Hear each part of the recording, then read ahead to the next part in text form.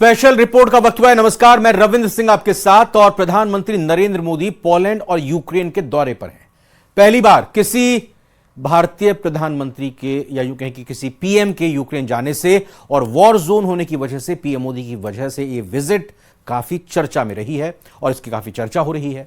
अगले 24 घंटे में यूक्रेन युद्ध को लेकर क्या कुछ हो सकता है, इस पर पूरी दुनिया की नजर टिकी हुई है।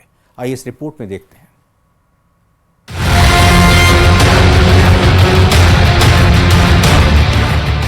यूरोप की जिस जमीन पर प्रधानमंत्री नरेंद्र मोदी कदम रख रहे हैं, ये इस वक्त दुनिया का सबसे खतरनाक वॉर जोन बना हुआ है। ये है पोलैंड की राजधानी वॉर्सो। प्रधानमंत्री के पोलैंड पहुंचने की टाइमिंग बहुत दिलचस्प है, क्योंकि यहां पहुंचकर नरेंद्र मोदी का सिर्फ एक मैसेज है: युद्ध को रुकना ही चाहिए।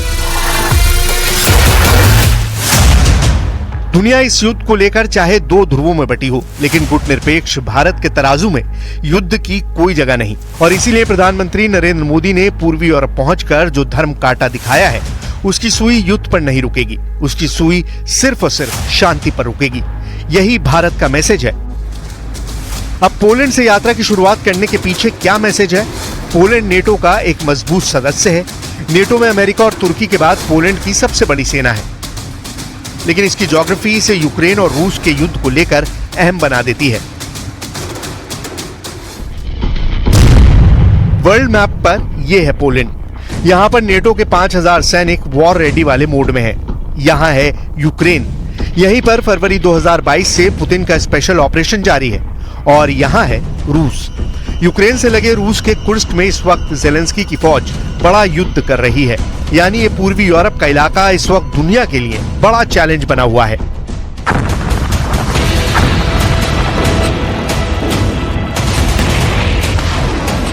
क्योंकि यूक्रेन और रूस का युद्ध रुकने का नाम नहीं ले रहा, बल्कि भड़कता जा रहा है।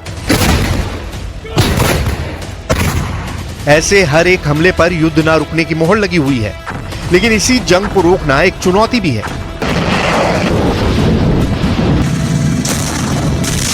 जिसमें अमेरिका से लेकर तुर्की और चीन से लेकर ब्रिटेन तक हर ताकत इस युद्ध को रोकने में न सिर्फ फ्लॉप साबित हुई है, बल्कि इन्होंने तो इस युद्ध में पेट्रोल डालने का काम किया है।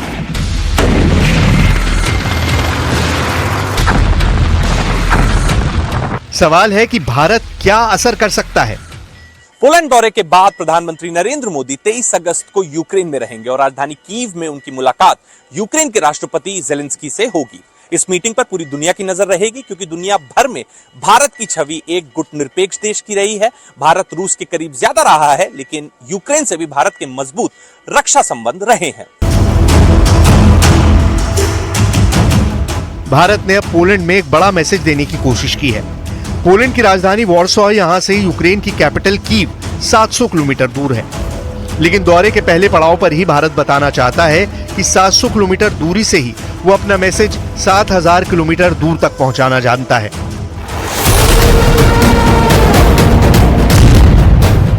जी हां, पोलैंड की राजधानी वॉर्सो की अमेरिका के वॉशिंगटन डीसी से दूरी 7000 किलोमीटर है।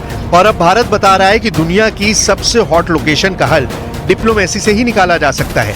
मोदी का ये मैसेज सीधे व्हाइट हाउस के लिए है।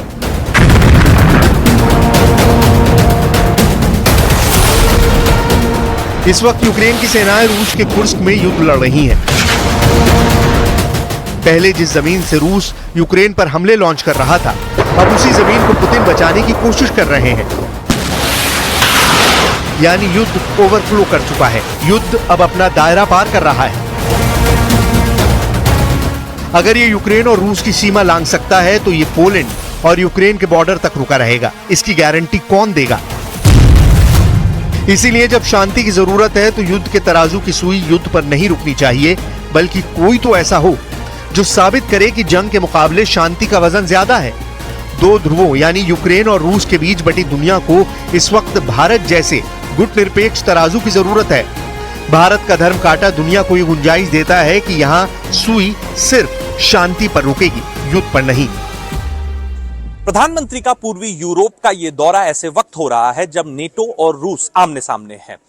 यूक्रेन ने जब से रूस के कुर्स्क इलाके पर हमला किया है, यूरोप और रूस के बीच तनाव बहुत ज्यादा बढ़ गया है। रूस ने साफ साफ कहा है कि कुर्स्क में नेटो की सेनाएं लड़ रही हैं और ये पूरे क्षेत्र के लिए बड़े खतरे का सिग्नल है। प्रधानमंत्री नरेंद्र मोदी जब 23 अगस्त को यूक्रेन की राजधानी कीव पहुंचेंगे, तब दुनिया भर के कैमरे उनकी और जेलेंस्की की मुलाकात की तस्वीरें वायरल करेंगे। 3 दशकों से ज्यादा पुराने राजनयिक रिश्तों के बीच ये पहली बार है जब भारत का कोई प्रधानमंत्री यूक्रेन का दौरा करेगा। इससे पहले प्रधानमंत्री मोदी और जेलेंस्की की मुलाकात जून 2024 में हुई थी, जब इटली में G7 बैठक के दौरान दोनों लीडर मिले थे। वहीं 2023 में दोनों की मुलाकात जापान में हुई थी, जब हिरोशिमा में G7 की बैठक हुई थी।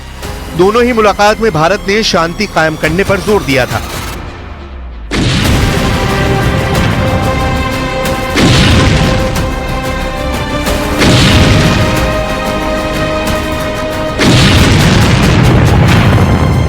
लेकिन इस वक्त जेलेंस्की की फौज ने रूस के अंदर कोहराम मचाया हुआ है। कुर्स्क में बहुत खतरनाक युद्ध चल रहा है। पुतिन और जेलेंस्की की सेना पॉइंट ब्लैंक रेंज पर लड़ रही है। रूस का दावा है कि उसने यूक्रेन के अब तक करीबन 2000 सैनिकों को मार गिराया है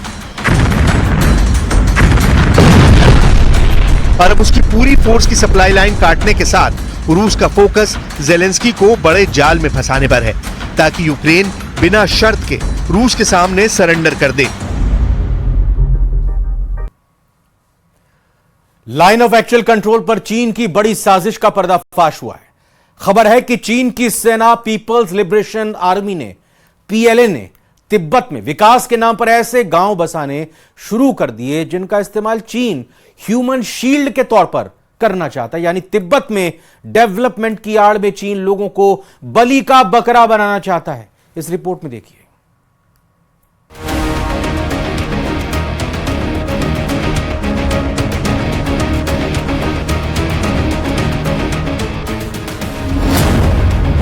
तिब्बत में चीन की नई साजिश।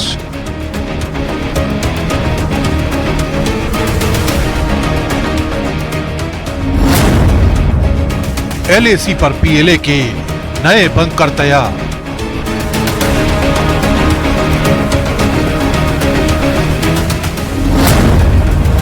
विकास के नाम पर ड्रैगन की चाल।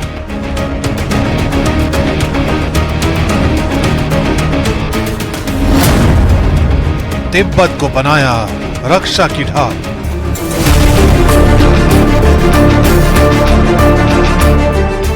गलवान में भारतीय सेना के हाथों मुंह की खाने के बाद चीन की सेनाएं लगातार अपनी डिफेंस शील्ड को मजबूत करने में जुटी है। खबर है कि चीन तिब्बत में अपने निर्माण कार्यों को लगातार रफ्तार दे रहा है। High speed highway, high speed railway, नए नए बांध और न जाने क्या क्या तैयार करने में जुटा है। माना जा रहा है कि तिब्बत में विकास कार्यों के नाम पर चीन उन्हें बलि का बकरा बनाना चाहता है। चीन LAC पर ऐसे गांव तैयार कर रहा है जहां पर न सिर्फ लोगों को ह्यूमन शील्ड के तौर पर इस्तेमाल किया जा सके, बल्कि जंग के दौरान उन गांवों में अपनी सेना को टिका सके। चीन इसे बॉर्डर डिफेंस विलेज कहता है, यानी कि वो बॉर्डर पर गांवों को अपने डिफेंस के लिए तैयार कर रहा है। सूत्रों के मुताबिक भारत के ईस्टर्न सेक्टर में LAC के करीब बने चीनी घरों में अब लोग दिखाई देने लगे हैं। यानी कि चीन ने तिब्बत इलाके में दूर दूर रहने वाले घरों के लोगों को इकट्ठा करने के प्लान को अमली जामा पहनाना शुरू कर दिया है, लेकिन अब भी ज्यादातर घर खाली पड़े हैं। खबर है कि बीते 6 सालों में चीन ने इस तरह के गांवों को तैयार करना शुरू किया है। सूत्रों की माने तो करीब 630 से ज्यादा इस तरह के गांव हैं जो चीन LAC के पास तैयार कर चुका है, जिनमें से 500 गांव ऐसे हैं जो पूरी तरह से तैयार हो चुके हैं। चीन ने दिसंबर 2021 में लैंड बॉर्डर कानून पास किया है, जो कि 1 जनवरी 2022 से लागू हो चुका है, जिसके मुताबिक बॉर्डर वाले इलाकों में नागरिकों को बसाने की तैयारी थी। और अब इसी कानून को चीन ने जमीन पर उतारना शुरू कर दिया है। सेना के वरिष्ठ अधिकारियों ने भी इस बात की तस्दीक की थी कि चीन के बॉर्डर विलेज का किस तरह सिविल और मिलिट्री दोनों तरह से इस्तेमाल किया जा सकता है। दावा तो ये भी किया जा रहा है कि चीन की सेना यानी पीपुल्स लिबरेशन आर्मी ने एलएसी के करीब बड़े पैमाने पर सर्वेलेंस टावर, रोड, ब्रिज और हेलीपैड का निर्माण शुरू किया है। इसके अलावा उसने कुछ इस तरह के डिफेंस यानी बंकर बनाना शुरू किए हैं जो अंग्रेजी के डी अक्षर की तरह दिखाई देते हैं। खुफिया रिपोर्ट के मुताबिक सिक्किम के नाथुला में एलएसी से कुछ किलोमीटर दूर ऐसे ही सीमेंट के पक्के ढांचे तैयार किए गए हैं जो कि देखने में ऐसे लगते हैं कि वो सैनिकों के मोर्चा संभालने की जगह है। खास बात तो ये है कि सभी मोर्चे सड़क से सीधे तौर पर जुड़े हैं, यानी अगर चीन के सैनिकों को कभी पोजीशन लेना पड़े तो वो बड़ी तेजी से सड़क के रास्ते वहां पहुंच सकते हैं और आसानी से मोर्चा संभाल सकते हैं। इसके अलावा चीन ने बड़ी संख्या में अंडरग्राउंड स्टोरेज और एम्यूनेशन डंप भी तैयार कर डाले हैं। पहले इस तरह के स्ट्रक्चर एलएसी से दूर होते थे, लेकिन अब ये नजदीक दिखाई देने लगे हैं। अरुणाचल प्रदेश में लाइन ऑफ एक्चुअल कंट्रोल पर 5 विवाद के पॉइंट हैं, जहां भारत और चीन दोनों अपना अपना दावा करते हैं। एलएसी पर दोनों देशों के सैनिक कहीं पर 100-200 मीटर की दूरी पर तैनात हैं, तो कहीं पर ये दूरी 3 किलोमीटर तक है। यानी चीन की ये तैयारियां साफ बता रही हैं कि वो भारत की लगातार बढ़ती ताकत से कितना दहशत में है।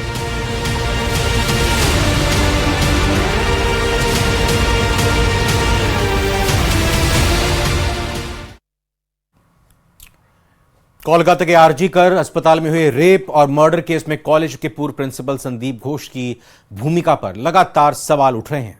और इसी बीच आरजी-कर मेडिकल कॉलेज के पूर्व सुपरिंटेंडेंट अख्तर अली ने न्यूज 18 से खास बातचीत के दौरान संदीप घोष पर कई गंभीर आरोप लगाए हैं। अख्तर अली ने दावा किया कि डॉक्टर से हुई दरिंदगी का मुख्य आरोपी संजय रॉय पूर्व प्रिंसिपल संदीप घोष की सुरक्षा में शामिल था और उनके बाउंसर के रूप में वो काम करता था। यही नहीं, अख्तर अली ने संदीप घोष पर लावारिस लाशों का धंधा करने का भी बड़ा आरोप लगाया है।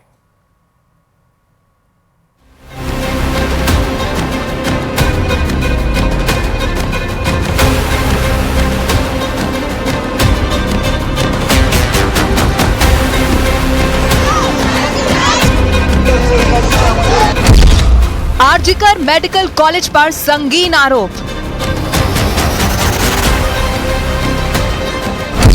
पूर्व प्रिंसिपल संदीप था लाशों का सौदागर।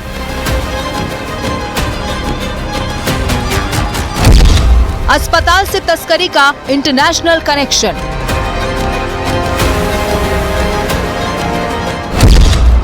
कोलकाता कांड में अब तक का सबसे बड़ा पर्दाफाश।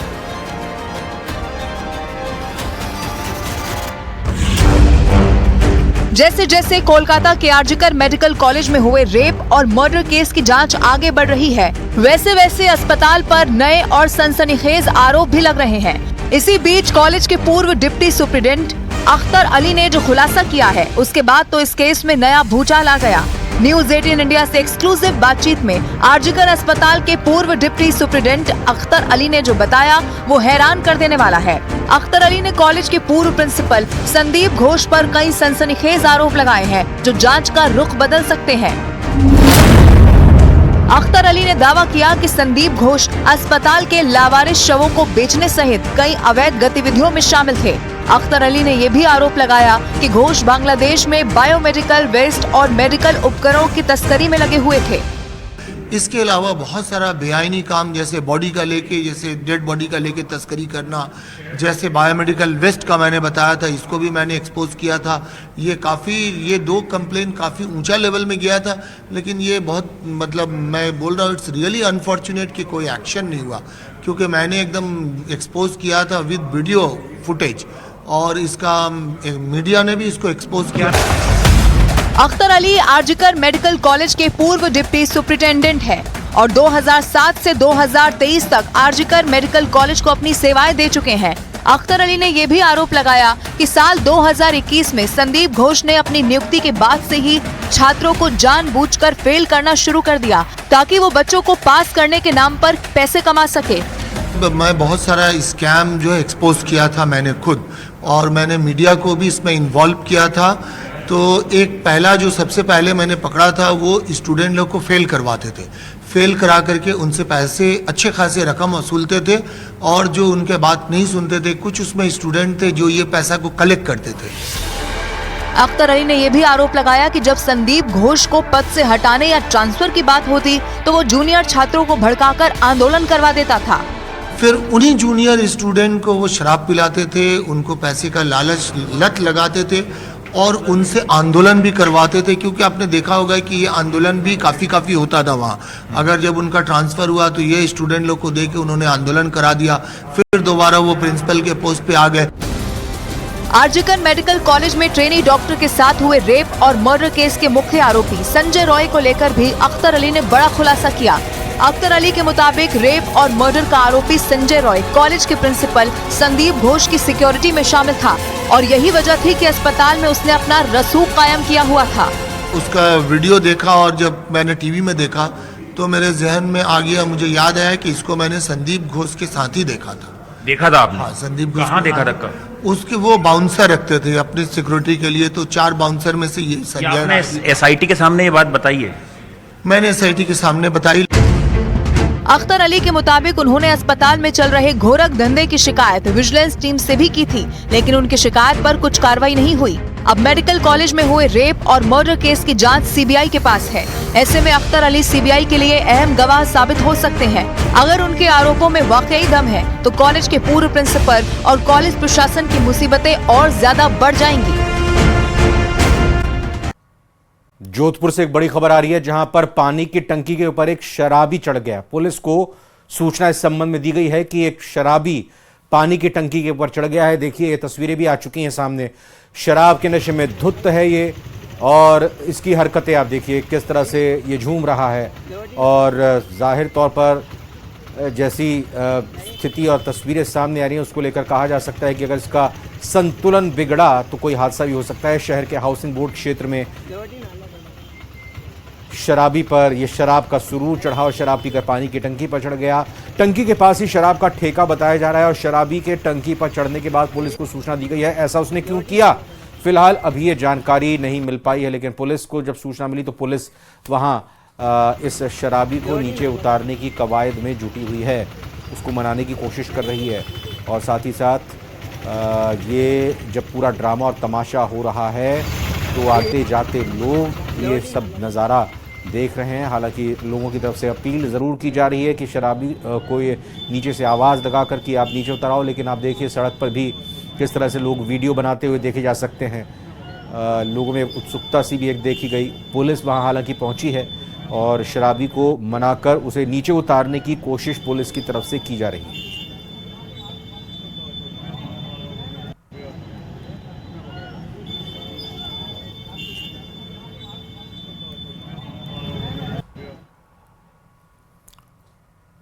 स्पेशल रिपोर्ट में अभी इतना ही। आगे देखिए म्हारो राजस्थान।